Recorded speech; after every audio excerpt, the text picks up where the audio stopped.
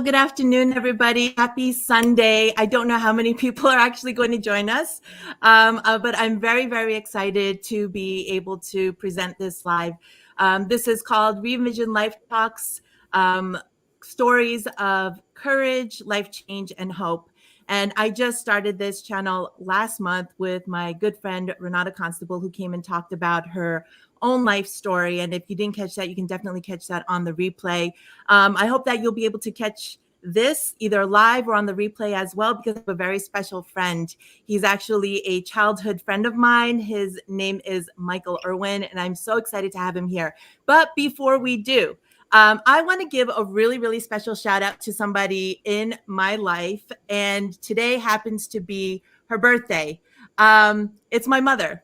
So happy birthday, Mom. Happy birthday to you. It seems like you're having a really wonderful day. And I'm glad that I get to tell you happy birthday on this channel through our live, and that it'll always be in recording on YouTube.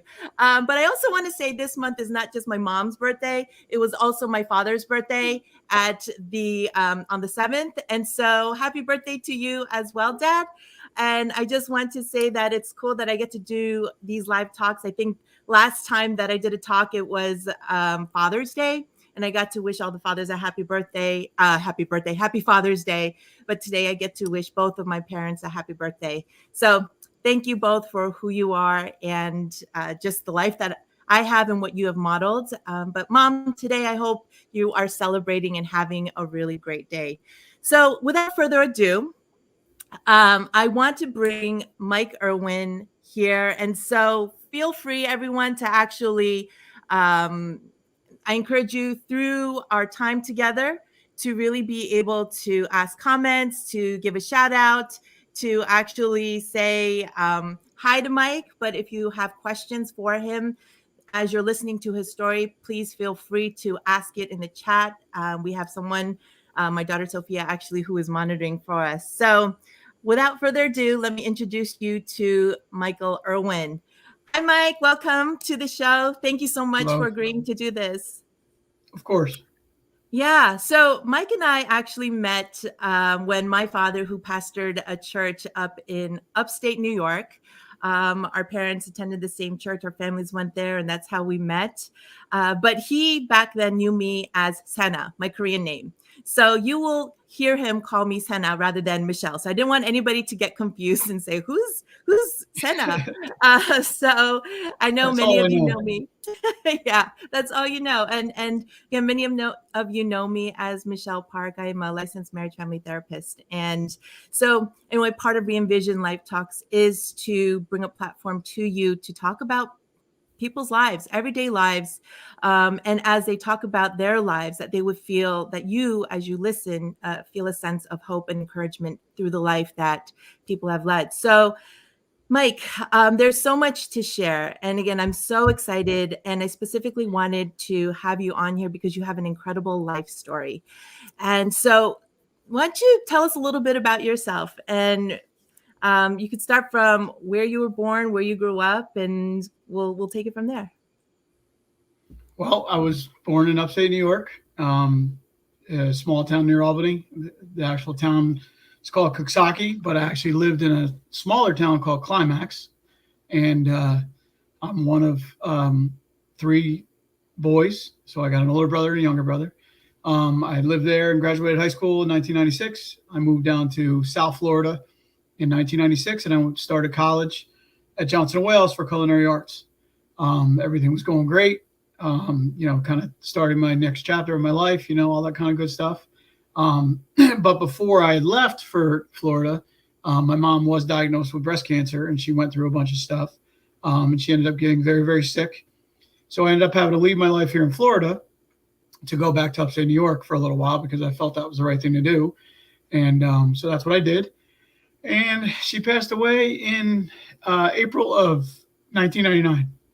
Oh, I think I remember hearing that actually back then, because our parents are pretty close. And so we were all pretty devastated by that news. Yeah. So basically after that happened, I kind of was like, I didn't want to be there. It really wasn't the right place for me. So I moved back down in Florida, and I've been here ever since. Um, I've lived here since 1999, so 20 something years or something like that. And at the beginning, moving back, it was pretty tough. I was able to rekindle a bunch of old friendships and everything, and but I could never really get on solid ground. I was moving from house to house, friend to friend. I always kept a pretty good job, but just couldn't really stay grounded. I played slow pitch softball a lot, which I know sounds funny to a lot of people, but that's what kept me busy, and that's what kept me in a really, really good family and friends group. And within that, I actually met the woman that I'm with now, my wife, Mindy. Yeah. And hey, Mindy. She's on there somewhere. And we have 3 kids, and one is 16, one is 11, and one is 9, and it's Raina, Veronica, and Clayton. And so that's them. And then just kind of doing our thing. We'll be married 12 years now, and but the one thing probably I never really paid much attention to was my health. I kind of just had lived my life, had a lot of fun, never really cared, and I paid the price. What do you mean by paying the price? Well, sorry. It's okay. It's okay.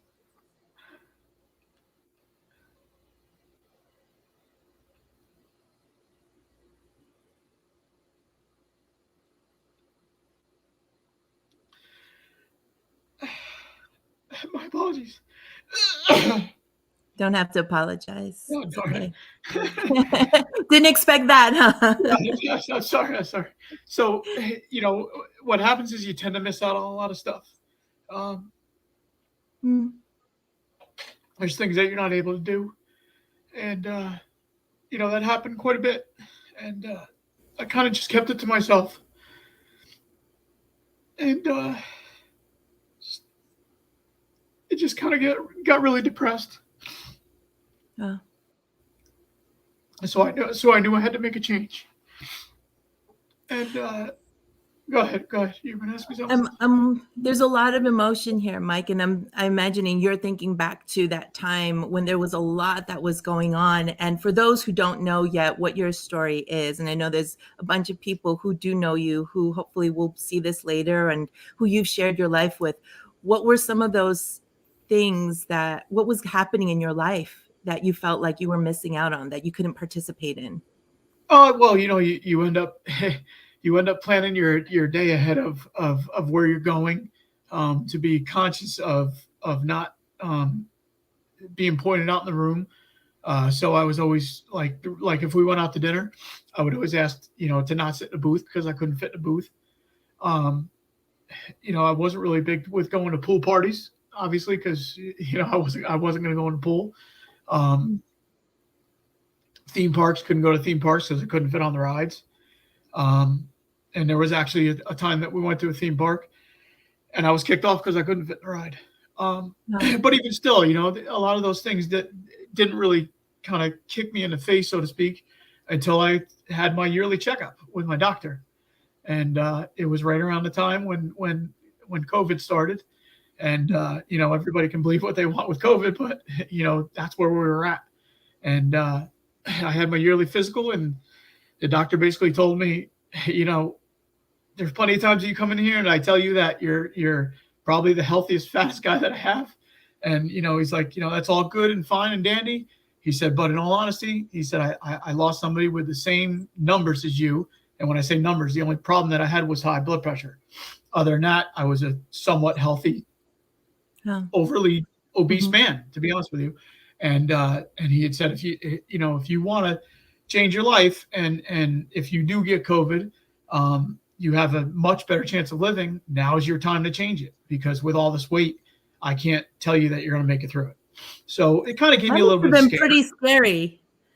Yeah, it kind of gave me a little bit of scare. So he just said, do me a favor and really, really start reaching out and doing some research, which I did in the past. But in the past, there really wasn't anything very scary, to be honest with you.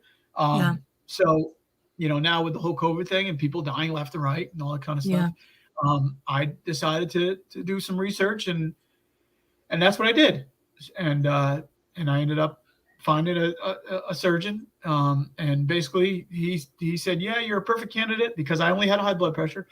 And I think that was like the end of August, and I ended up getting surgery, gastric sleeve surgery, September 20th of 2020. Yeah. September 20th or September 10th, 2020. September 10th, 2020. So, and that was on the recommendation of your doctor? That was on the recommendation of my doctor. And, my wife was always a big supporter. She never gave me a problem with any of the weight or anything like that. But I'd always told her, that I really wasn't happy with the way I was. I drank a lot. I drank a lot, which didn't affect my family, because I was able to drink so much to where I was still the same person. That's all there is to it. So, there were times where I'd have, quite a bit of beer and nobody would ever know that I had it. But so what's quite a bit of beer? Because I'm such a lightweight. I only have a quarter and I'm done. There were days where I'd have a tough day at work and it's really hot and sweating and everything, that I would buy a case, which is 24. And before I went to bed, there was probably only about 4 left. And that was from, if I got home at 4:30 and went to bed at 11, there was probably only about 4 left. So you can do the math, and it was quite a bit. It was too much for one person. That's all there is to it at the time. Yeah. And how frequently would that happen? Almost every day. Almost every day. If it wasn't beer, it would be some sort of other liquor, that kind of deal. And and I pretty much used that to cover up what I felt inside, but it never really went away. I was just using it for that, made me feel good for a small period of time, but that goes away, wears off. So anyway, so when I decided to make that change, I said to myself, if I'm going to do it, I'm not going to go back to drinking, and I'm going to eat right. That's all there is to it. So after I got the surgery, it took a little time for me to get comfortable with the new lifestyle, because it is a serious change of lifestyle. And I want to, before you go on, because I'm hearing you say these words, that's all there is to it. And I'm thinking, okay, those are not just easy words. No, there is so much. It's not like, I don't know, the car's broken down, let's take it to the shop and get it fixed. That's all there is to it. Yeah. And although, okay, that can be a lot too, depending on how much you're going to shell out in terms of money, right? But I want to pause there and ask you to talk a little bit more about even that process to get there, because I'm hearing, okay, there's a point in your life where things are maybe catching up, and you're not feeling very satisfied with your life externally, right? Great, wonderful wife, beautiful kids. But I think in terms of just Mike in his physical body, I'm hearing that there was a lot of dissatisfaction there. Physically and mentally. Physically and mentally. Yeah. Yeah. So and go ahead. Nope, you go. So it's physically and mentally, and I just when I decided to make the change, when I say that's all there is to it, I kind of just said to myself, I'm either going to do this or probably not live very much longer, because I'm either going to go all in and try to figure it out, or I'll end up perishing in a not so good way, I guess you could say, because if I were to continue on the path that I was continuing with, there's a good chance that it's going to catch up to me eventually, in one way or another. And then, what tends to happen is other people have to take care of you, and then you become a burden on them too. And that's probably the one thing that I don't like. I don't want to be a burden upon anybody. Yeah. Wow. So you make this decision to do the surgery. Now, again, it's kind of like, okay, it's literally a life or death situation for you in that point, at some point or another. That's the way I looked at it. Yeah, that's the way I looked at it. Yeah. Now, I understand that there are a lot of different kinds of surgeries. Yes. The surgery that I had is called a sleeve surgery. And what they do is they basically take the stomach that you have, and they, sorry for the right or wrong way to say it, but they basically cut out 75% of your stomach. And that leaves you with 20. That leaves you, it's not always 75. Some people actually get 80, some people get 90, some people get 60. All depends on how they can, take it out healthy. So I had 75% removed, and that leaves you with 25%. So the surgery is basically restrictive. It restricts you from eating a certain amount of food at a certain time. And I knew that going into it. This was supposed to be the safest out of all the surgeries. So that's the other reason why I did it. And yes, it's the most economical as well. So that was, and we had to pay out of pocket. My insurance didn't cover it, so we had to pay out of pocket. That's amazing. Now, what did it take to actually prep for that, if anything? Usually if you go through insurance, it'll take 3 to 6 months sometimes. But because I didn't have to go through my insurance, and this is a good and a bad thing, because I didn't have to go through my insurance, there's a mental health check that you're supposed to go through. Mine was waived. And I'm going to get to that because it's really important. Really, really important. Mine was waived. I didn't have to do that. And then there's supposed to be a series of nutritional classes. I only have to do one for 2 hours over the phone with the nutritionist. What's the typical if you're going to go through insurance? Again, 3 to 6 months. The mental part of it can vary, and the nutritional part can vary based on the insurance and the surgeon that you're going with, but it's a little bit more in depth. So because I paid cash, the mental part was waived, and the nutritional was very minimal. She sent me something. She sent me a link to print out all my stuff. She didn't know that I printed it. And then she basically just called me and said, let's follow along. She didn't know that I was following along. And like I said, I'll get to that because it's important. So there was that. And then I had to do a 2-week pre-op diet. And it consisted of 1,000 calories a day. And I was probably consuming, between food and alcohol, I'm not over exaggerating, probably 5,000 to 7,000 calories a day. Easily. Wow. Easily. Wow. So that was a drastic cut. Oh yeah. Yeah. It was a huge cut.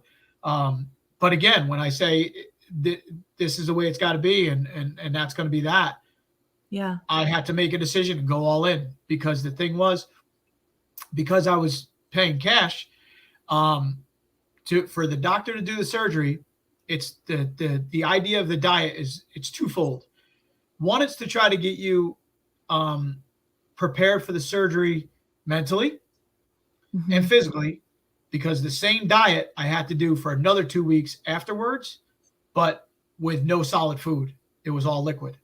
So the idea going into it is, if you can do this diet for 2 weeks before, you're not going to have a problem afterwards, in a perfect world.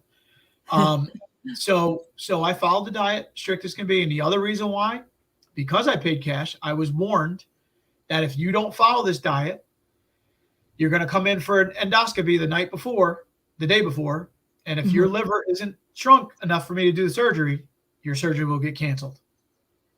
Oh my gosh. And that means you have to start all over again and pay all over again. Right. In some instances that people have paid cash, the doctor had opened them up, found that their liver was too big, and closed them back up, and they still had to pay. So again, this is the way it's got to be. I went all in, and that's what I did. And I got full support from everybody at the house. But the other thing that I did was, I'm the cook in my house. It's just, that's my thing. I still cook dinner for everybody those 2 weeks. Wow. So, and that was a test. Awesome dad. Awesome husband. No. It's not even the awesome dad part. It was just a test for me, because I knew what I was going to get myself into. And if I could do it without the restriction, then I can do it with the restriction. So I cooked dinner those 2 weeks, and I sat at the dinner table with them, and I had my beef broth or my chicken broth that I was allowed to have. And we still had dinner as a family, and we moved on. So, Mike, that takes a different kind of process mentally to be able to Yes. get to that place, Yes. because I'm thinking, okay, some folks might have just said, okay, I'm just going to do what I need to do and just be separate because it's just too much, right? But to be able to say, I actually want to see if I can do this for my family, because it's what it's going to be after, and to still be connected and involved and to do what you need to do. There's such a resolve there too, about resolve and determination about what you're about to get, this life change essentially. Right. And that's incredible. By the way, I saw a comment pop up earlier and it was from your kids and it was so cute. They're so supportive. I can definitely send that. I don't know if you saw that. Yeah. No, I didn't see it. It's great. So then you're prepping, you're there. What happens next? I have my endoscopy the day before. And basically they tell you, okay, it's time for you. You're going to come in tomorrow and have surgery. So I went in and had the surgery, and most of that stuff is smooth as can be. If there's any easy part to this, I say easy. Yeah. If there's any easy part to this, it's basically the actual surgery. And why is that? I'm not awake. I don't even know what's going on. They give you the anesthesia, and you wake up and you're done. But immediately after the surgery, and I knew this going into it, I had a tremendous amount of gas pain. Tremendous. But I read up on it before, and one of the support groups I belonged to at the time helped me out, and they told me right away, you're going to have that gas pain when you get out of surgery. Do yourself a favor and get out of that bed as fast as you can. So I was in the recovery room, and I woke up, and it was bad. The pain was bad. So she says, I'll try to give you some morphine, but it's probably not going to help. And she did, and it didn't help. So I said, what can we do now? I need to get out of this bed. She says, well, you can't get out of bed until we get you upstairs in your room. I said, let's go. Because I have anesthesia. So the only pain that I felt was from the gas. And I wanted to get rid of that pain. And I knew that I could be able to do it. Just get me on my feet. So they brought me up to the room and, unhooked me and everything with all the stuff that I had on. And I said, okay, we ready to go? And she said, yeah. So I stood up and I walked the hallway for probably I'd say a good 45 minutes. I was actually told, I was actually told you got to go sit down, because I walked that hallway until I felt a lot less pain. And finally I was able to feel a little bit more comfortable. And I went in, they told me I could lay down. I said, nope, I don't want to lay down. I sat up in my chair, and I just, kept going. Whatever they told me to do, I did. So. Oh my goodness. Yep. I don't know how you managed that right out of surgery. The sense of determination, Mike, is incredible. It's that's kind of been the whole thing with this, to be honest with you, just to be determined. Yeah. Now I know that there was some things that happened post-surgery. Yes. Talk a little bit about that. Pretty much almost post-surgery. The first day that I was in the hospital, no big deal. I was fine. Everything was going smooth. I felt good and everything. I didn't have any problems with my incisions or anything. I was able to hold down food. So they basically told me, you can go home tomorrow. So I woke up the next day. I felt fine. I was able to hold down food. I say food, but it was liquid. And I was fine. So I went home. And pretty much about 3 or 4 hours into being at home, I started to develop tremendous amount of pain in my shoulders. I didn't feel comfortable. So again, it's that gas pain again. So I walked as much as I could. I walked as much as I could. They did send me home with some stuff to help me sleep. So I took that and I went to sleep that night. And I slept somewhat good the first night. And that was it. That's all I slept. Wow. I don't think I slept good. I want to say it was 2 weeks or 3 weeks. Solidly, for more than like an hour at a time, maybe at that. And I was miserable. I was absolutely miserable. Wow. So, in comes the depression again. Did I do the right thing? Well, I start The questioning doubt. myself. Yeah, Yeah. what did I do? Yeah, what did I do to myself? Yeah. But I fought through it because I was told, hey, listen, you went through the surgery. What you're feeling is normal. You're just weak from the surgery. Just kind of, try to stay strong and get your protein in and do what you got to do. And that's what I did. I kind of fought through it as much as I could. I went back to work, and I think I was at work for 3 or 4 days. And I kept telling Mindy, I don't feel well. I just don't feel well. And I went to my primary doctor. Mm-hmm. He took some x-rays, and he did some blood work. And there was something else that he did, I think EKG or something like that. But he basically told me, you're not leaving here and going home. You're either going to the emergency room or we're just going to get you an ambulance. So I'm like, well, what's the deal? What's the problem? And he says, he said, you have a serious infection. Right now you have at least pneumonia on one side of your lung that I could tell from the x-ray, but you need to go to the emergency room. So I went to the emergency room. That's crazy. Yeah, I called my wife. I called my boss. I told him where I was going to be. And that's where I spent the next 6 days, was in the hospital. I ended up having bilateral pneumonia and another kind of infection in my chest. And to this day, they really don't know exactly what happened or why it happened. I was going to ask if those kinds of complications. They're not common. I imagine complications happen, but they're not common. Yeah, they're not common, especially with this surgery. A lot of people have this surgery. They're fine. They go home. They go back to work. Some people go back to work within a week. I was just unlucky. It wasn't anything that I did, at home that I didn't do right or anything. I was eating the right stuff. I say eat because it was all liquid. It was just kind of bad luck. And what they think I had what's called a leak. One of the incisions didn't completely close. Some fluid got left behind, and the infection happened because of the leak, and the infection spread to my lungs. That's what they think. Wow. That sounds terrifying to me. It was scary. It was terrifying. And to be honest with you, I'm 45 years old, and that was probably the only time that I didn't think I was going to make it. I hate to say it, but you're in the hospital, you're alone. It sucked. It sucked. Yeah, 6 days alone too, because it's also in the midst of COVID, so people can't come visit you. Kind of visitors. I was FaceTiming. Thank God I was FaceTiming some people here and there, but I was in such a bad mood and so depressed that I really didn't want to talk to anybody. So it was tough. I think it was the first 3 days I wasn't allowed to eat or drink anything because they didn't know what was wrong with me, and they weren't sure if they'd have to do surgery. So there was no food or water, either, nothing at all. Wow. For 3 solid days. And so that was another level of depression,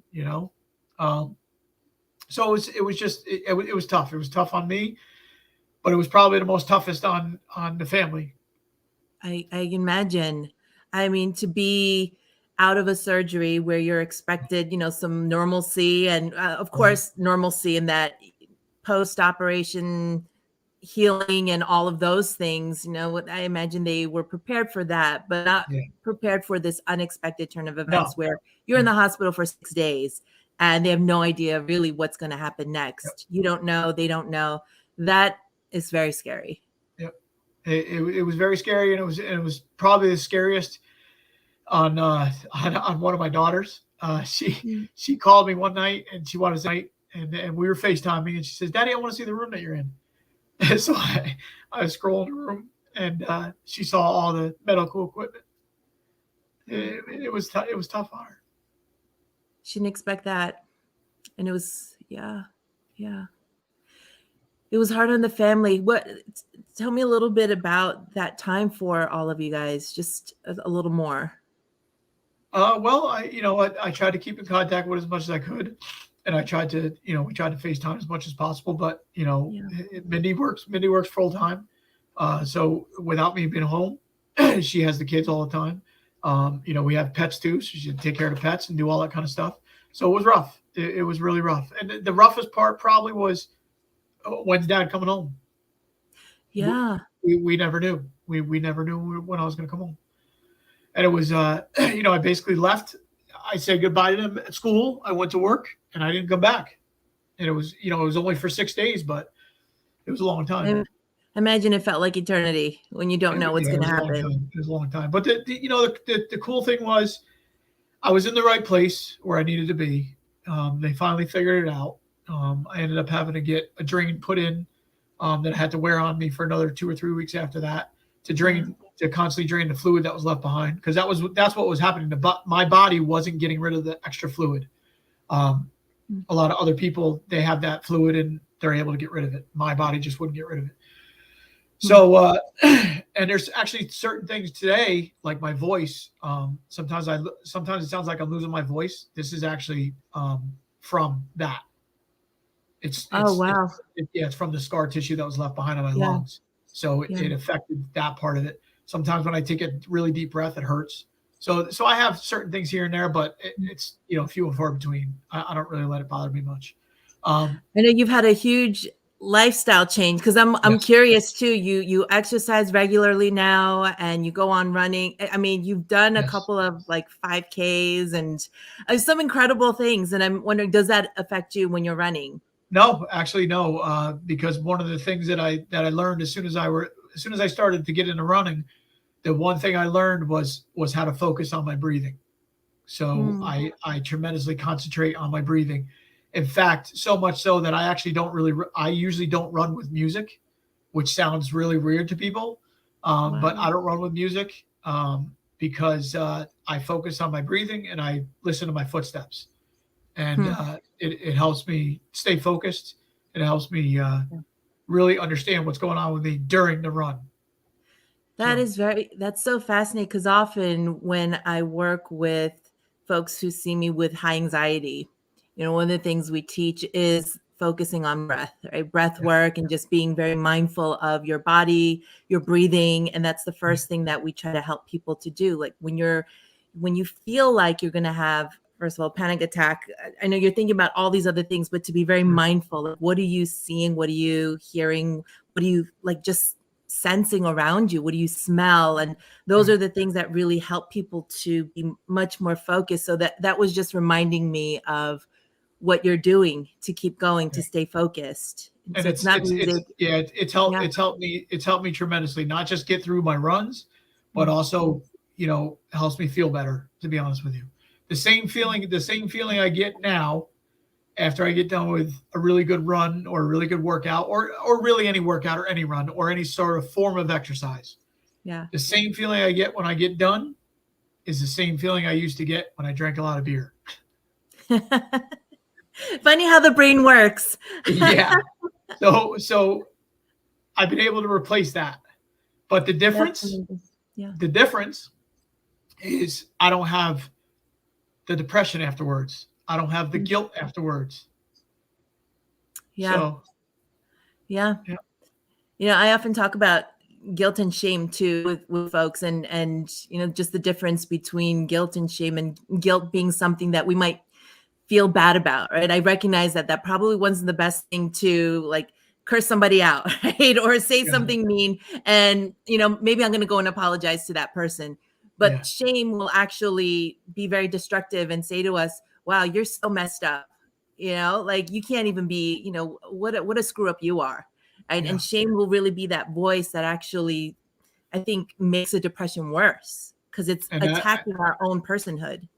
And I did a lot of that. I did a lot of that to myself. I did a lot of that to myself before surgery. I did a lot of that to myself after surgery. But what I did was I kind of overly involved myself in a support group, and the support group is called Bariatric Beast. Shout out to Bariatric Beast. You have this smile. What do you mean over involved yourself? Because I'm all for support groups. You get into a good one and they're incredible. I'm pretty much on that more than I'm on my personal page. Yeah. I post more in that group than I do my personal page. In fact, those people that are part of that group probably feel like they know me just as good as my family, to be honest with you. Wow. Because it's a support group, and we've all been through the same thing. We've all done bariatric surgery of some sort.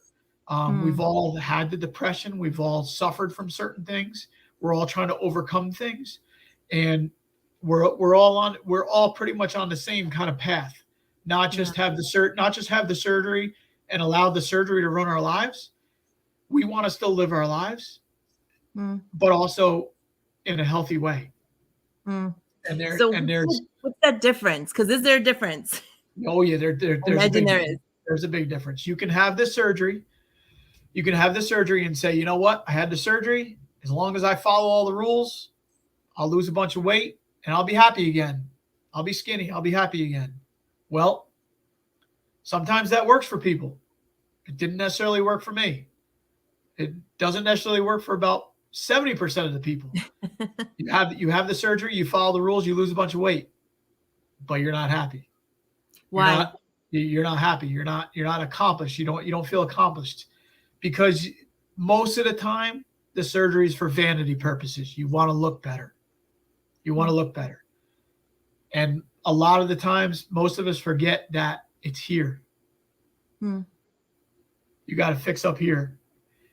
So the big thing with being a part of that group is just feeling better about yourself overall. You lost the weight and that's cool and everything, but now what are you going to do to keep the weight off? And what are you going to do to still live your life, but in a healthy manner? And we all understand that it's here. It's 80%, at least 80% mental. And then you got to follow your diet. You have to follow a diet. You have to follow a decent diet. We're all on a diet. We hate to hear the word diet. We're all on a diet. Yeah. We are. Everybody's on a diet, except for you're either on a good diet or a bad diet, or maybe somewhere in the middle. And the thing is with this surgery and after the surgery, you still have to follow some sort of a diet. That's all there is to it. So in the beginning, it's somewhat. I don't really like to use the word easy, because it's nothing about it is really easy except for the actual surgery, because you're not awake. Nothing about it's really easy, but the more you do things in a better way, the easier it can be. You follow a good eating plan one day, and then you do it again the next day, and the next day, and the next day, until it becomes habit.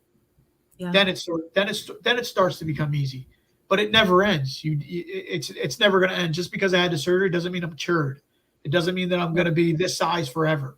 I still have to work at it. I'm still going to have to work at it. And there's a lot of undoing.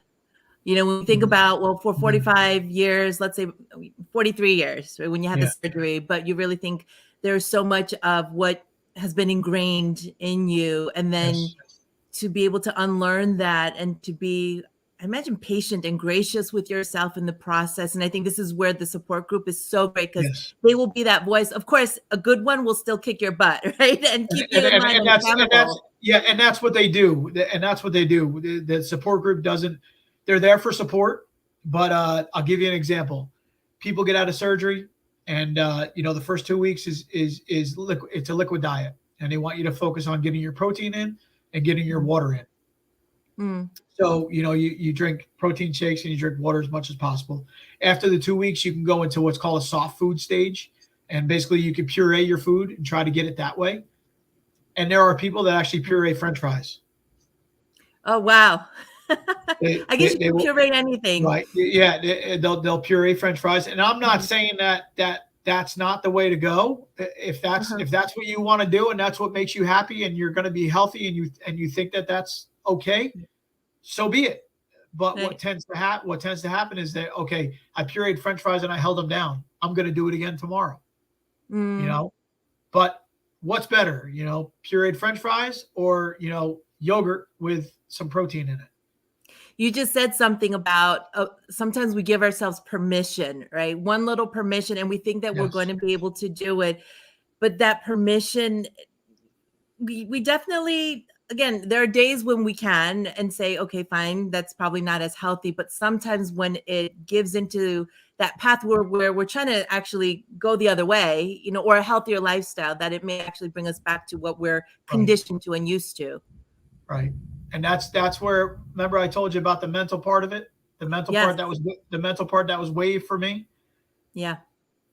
There Yeah. wasn't any of that. I wasn't taught any of that. Yeah. Mm. I went into the surgery like everybody else, assuming that I'm going to have this surgery. I won't be able to eat a lot ever again, and I'll be good to go. Mm. And that's not the reality. That's not the Yeah. reality. What did The surgery is a tool. the surgery is a tool? What did you find yourself maybe, I guess, coming to reality with, right? Because you're saying, you're thinking, okay, this is kind of the answer that I'm going to need and it'll help me. But when you haven't really worked on, maybe even just the mindset or even how you think about yourself, what did you find yourself just repeating? What was maybe the narrative that you had? Eating too fast. Eating too fast was one of the things. Eating too much at one time was one of my problems before surgery. So I had to relearn all that real quick. Mm. And I'll tell you what, if you don't learn that quick, you get real sick real fast. And not only that, the first 3 months, the reason why you have to follow such a strict diet the first 3 months is because you need to heal. And Yeah, it makes and sense. if you don't follow that diet real strict for the first 3 months, you have a chance of not healing properly. Yeah. So there's a big reason behind it, which again, there goes my nutrition. My nutritionist, I didn't get those classes. It wasn't ingrained in me. Yeah. In fact, if there was one thing, if somebody asked me, what could you do to help these people through bariatric surgery a little bit better, I would do two things.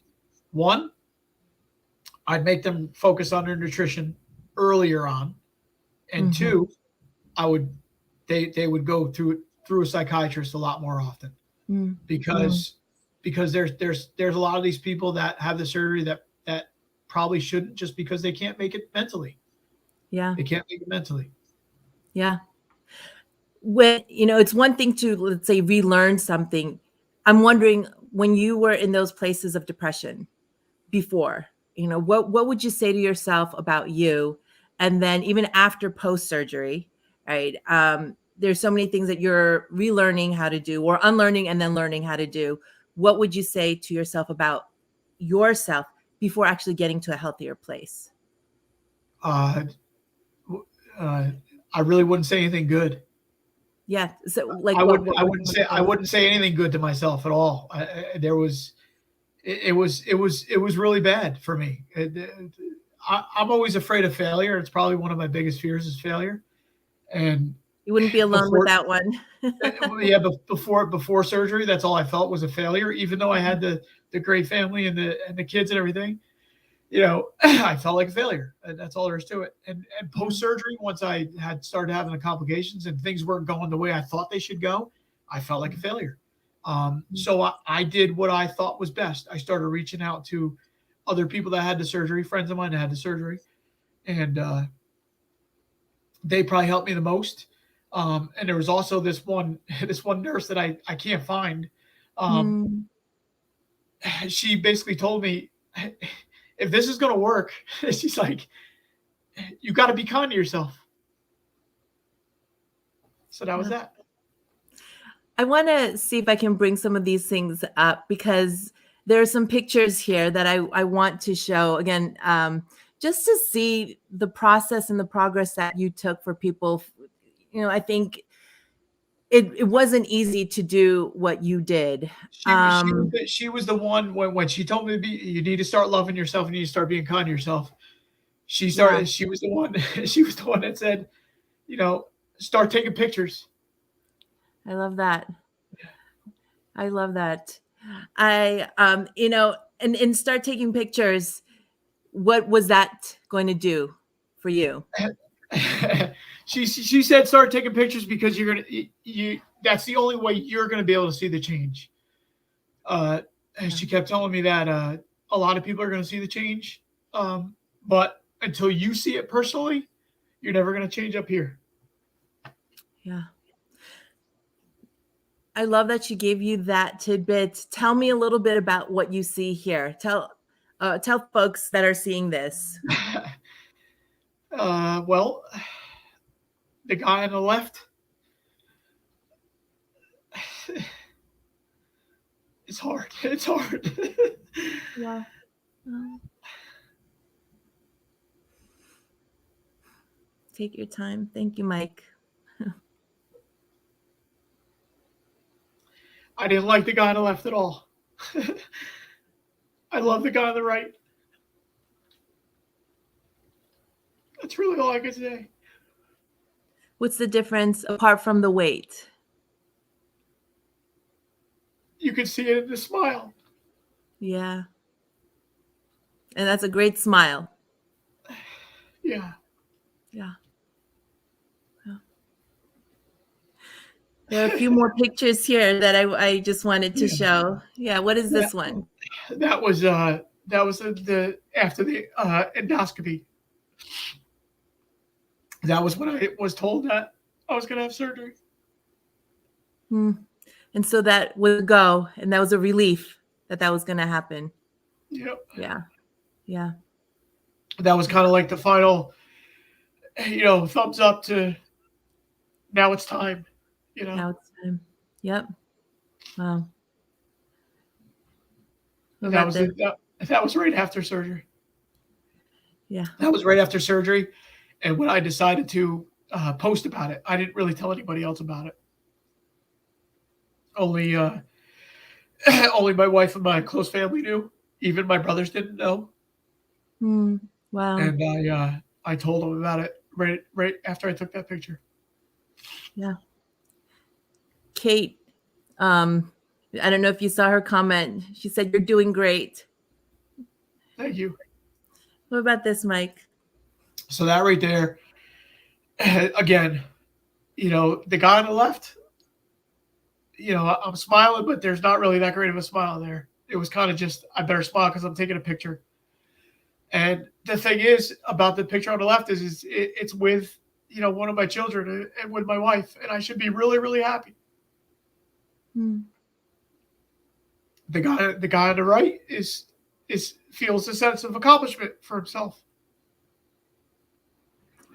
And I think I remember you saying, again, these are the pictures that really help you to see that sense of accomplishment. But this is one of the times where you really recognize I've come a long way and I'm really proud of what I've done.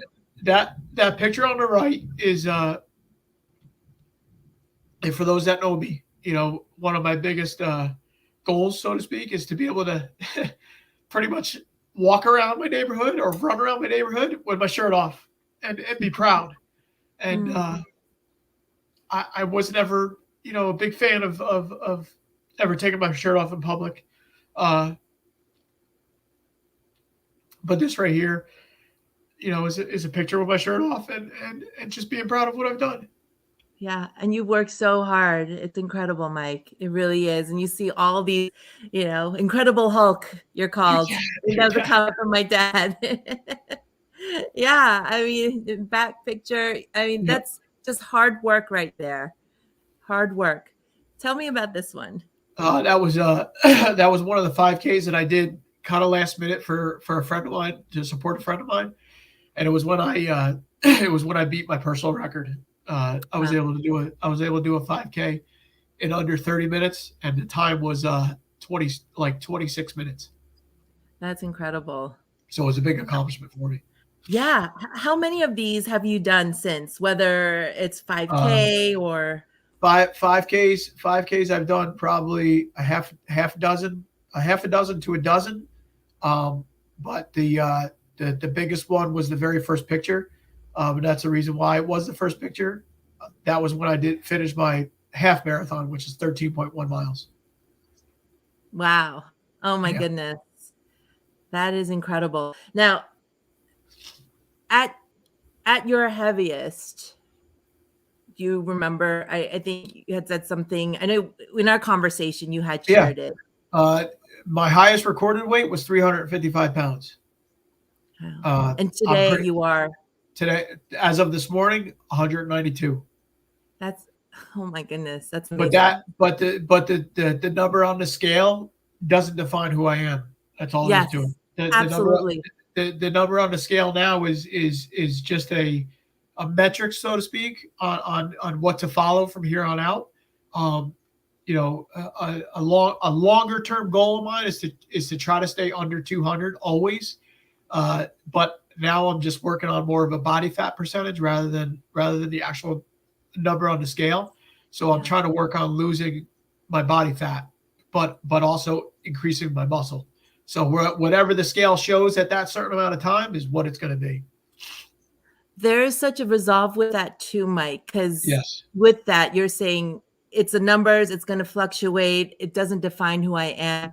But what makes the difference is, again, in here, how you think about yourself, the kindness, the compassion. And there may be ups and downs, I imagine, along the journey.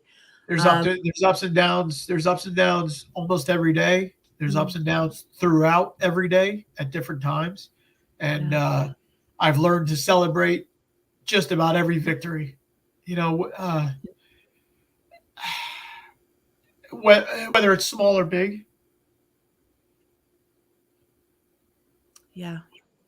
Something as simple as a birthday party. You go to a birthday party, and what's served at birthday parties? Usually crappy food, cupcakes, kind of stuff. So for me to be able to go to a birthday party and not touch any of that food, I actually bring food in my pocket. To be honest with you, That's amazing. Yeah. Or I will find, somewhat of healthy food while I'm there. Or like I said, I'll bring food with me, or I'll eat before, so a victory like that to other people is like, no big deal. To me, it's huge because I was able to overcome. That is incredible. I think you say something that's so important when we are able to celebrate and we share things with community, but when we share our stories or when we see people, out in public or whatever it is, Facebook, or I think we don't know what it took somebody to get to that place. And it's not just a simple victory or celebration. I think there's so much that when we look at what people are celebrating, when we can come alongside, I think that is just one of the most amazing things that we can do as a community, as humans, right? To really be able to say, like, that's pretty cool. That's awesome that you were able to do this, no matter how big or small. Probably one of the biggest things that I think we lack as a society, to be honest with you, is we don't celebrate each other enough.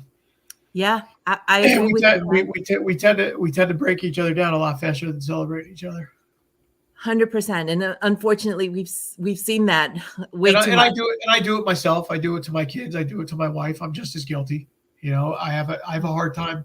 I have a hard time finding good things first. And I think the biggest reason why is because it's always easier to point out the bad things first, because it takes the burden off you right away. It makes you feel like you didn't do anything wrong, whether it's small or big.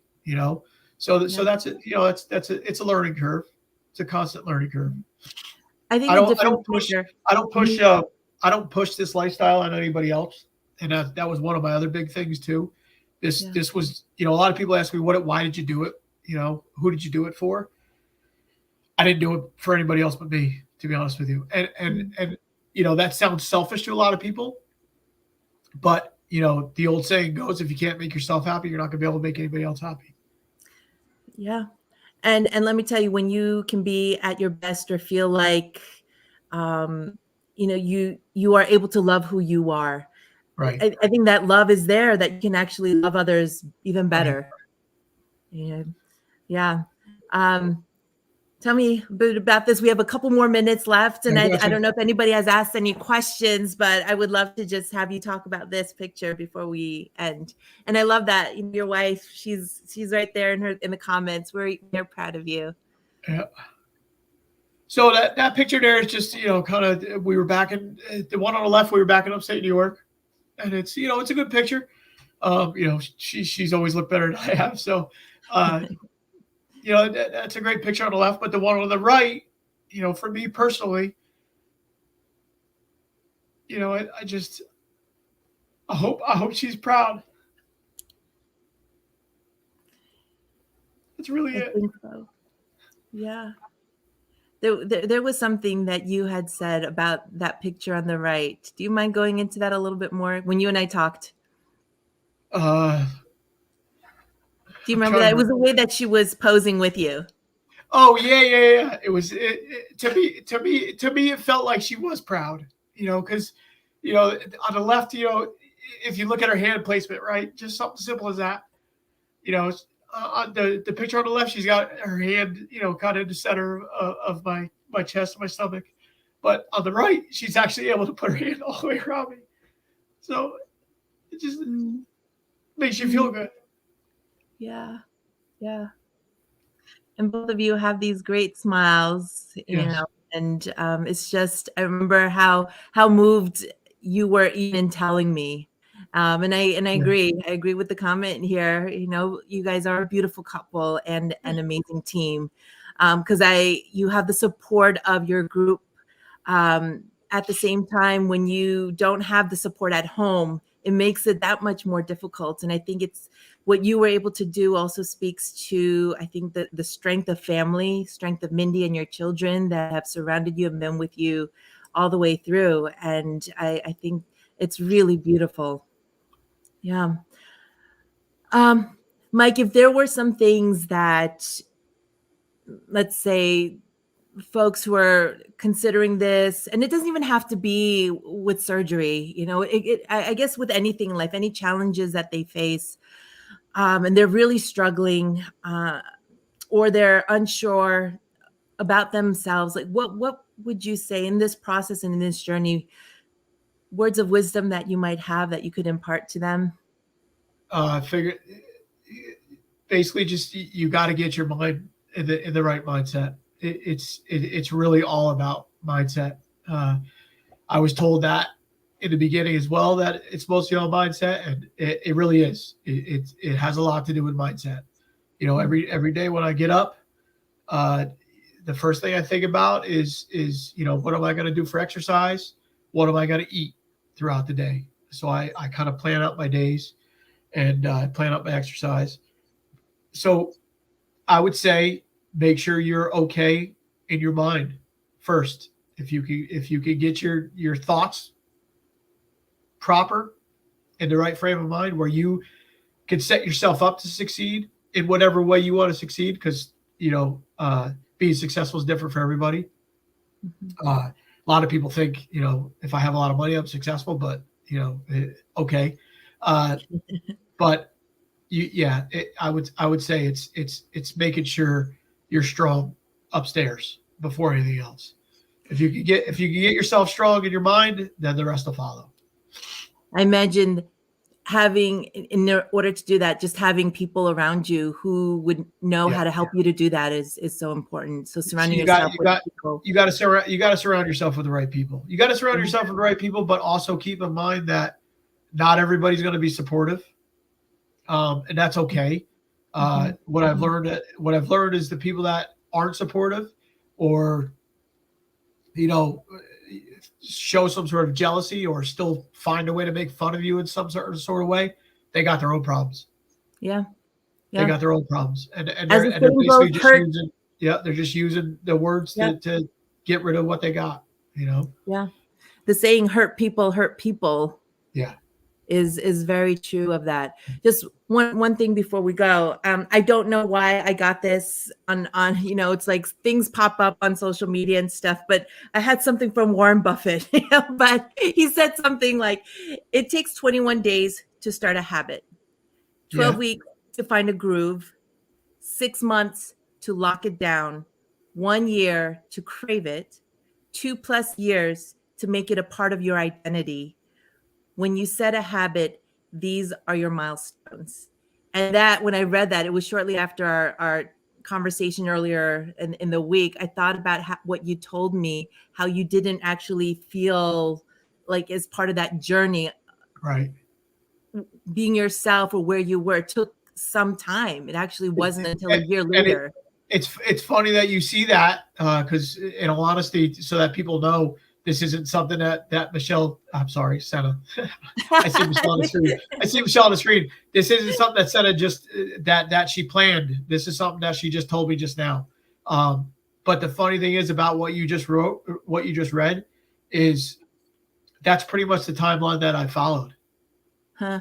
It really is. The 21 days is a little bit off, but I'm almost at the 2+ years, and Yeah. and the 2-year mark is coming up in September, and yeah, it's defining who I am now. That's incredible. And I hope that 2 years in September. I hope you'll have a great celebration with that, Mike, because I think a celebration is due for that as well. I know every day you have these milestones and celebrations, and definitely, be present for those things, and keep posting, what you post. I think it's really strengthening and inspiring for many people. I But will. that 2-year mark is significant. There'll be a celebration, but it won't have to do with food or alcohol. Other fun ways. You got it. You got Yep. it. Well, thank you all so much. I wish we had more time, but we are at the end of our time. And Mike, if people want to reach out to you after seeing this and they happen to catch it, whether they know you or not, how can they get in touch with you? They can reach out to me through Facebook. A private message is fine. You can reach out to me personally if you like. My email address. Do you want me to say it, or? Well, maybe you can, if you don't mind, but maybe Facebook, if people have Facebook, or if they want to reach out to me, and then I would say there you can start with Facebook or reach out to you. But in all honesty, if you want to talk to me personally, if you reach out to me through Facebook first, I'll give you my personal number and we can talk anytime. I have no problem. And they can find you at Michael Irwin, or is it Mike Irwin on Facebook? I believe it's Michael. Yeah, it is Michael. Michael Irwin. Okay. Yeah. Michael Irwin. IRWIN. Yeah. Yeah. Awesome. Well, thank you again, Mike, so much for being so willing to tell your story, being so open and vulnerable. I appreciated it. And I hope that those who didn't catch us live, thank you for all of those who joined today for the live, and for all your comments and encouragements to Mike. I hope you'll be able to go back and look at some of the comments that came through, Mike. But for those who are catching this in the replay, I really hope that you will Sophia said Sophia says there's a question. Oh, there is a question. Okay. All right. Sophia, show us the question. What is it? We'll take one question. I can take as many as you want. What kept you going? The question is, Mike, what kept you going? Yeah, during your setback. Determination. Just the sheer determination of not wanting to go back to the lifestyle that I knew I didn't care for whatsoever, and the fact that I paid out of pocket. That'll do it. Yeah. To be honest with you, it was an investment. It was an investment, and I've kind of looked at it. I've kind of looked at it like that. Yeah. But that has a lot to do with it. The investment, number one, and just the sheer determination to be somebody. I don't want to say different because I'm still the same person, but pretty much just to be. I don't know. I'm kind of going back to who I was as a child, to be honest with you. Yeah. Yeah. I feel more like a child now, What was that, Mike? What was that young Mike like? Just all around funny, do anything kind of guy, to be honest with you, kind of kid, just, I get along with just about everybody. I'm friendly for the most part, for the majority of the time. I'm fun. I'm fun to be around. And I think I have a very good personality to get along with just about anybody. Absolutely. Yeah. Yeah. And I think probably everybody that in your life would say the same about you, Mike. So I remember that, Mike, back in Coxsackie. and I'm very grateful for that. I'm very grateful for the support that I've gotten throughout this from everybody. There's been people that have reached out to me that I never thought would reach out. There's been people that have told me that I've been an inspiration, and I never thought I would be that for anybody. But I'll just keep going. I'll just keep going and doing my thing, and it helps me when I post. It actually helps. If it helps other people, that's awesome. But it also helps myself for accountability. Yeah, I love that. I think that's great. That's really, really great. Well, I don't know. I don't think there's any more questions. But again, if anyone has any more questions afterwards, you can feel free to reach out to Mike. His Facebook name, Michael Irwin. And if you want to reach out to Mike, I can put you in touch with him. You can message me through the ReEnvision Facebook page, ReEnvision Marriage and Family Therapy page, and I can put you in touch with him. And just to let everybody know that these talks come just once a month. I wish I could do it more often. However, it's just something that it works with my own schedule. But the next live is set for August 21st at 4 p.m. It's always the third Sunday of every month. I have a great lineup coming up for the rest of the year. And I just look for the promos, but I can tell you already that I have a couple that'll be coming on in a couple months to talk about infertility. I know that's something that a lot of couples struggle with, as well as folks who have gone through domestic violence, and just the re-envisioning of their own life from a place of struggle where it really did take courage to take the steps that were needed to begin to live a life that is different, that re-envision life that they had. And so I hope you'll make space to come to these, to see this live or to catch the replays and to also be inspired by that. So again, thank you all of you for joining. Thank you again, Mike, for being here. And everyone welcome. have a great, great afternoon. See you next time. Thank you very much for having me. I was honored. Oh, absolutely, Mike. Thank you so much. Thank Bye, you. everyone. Take care.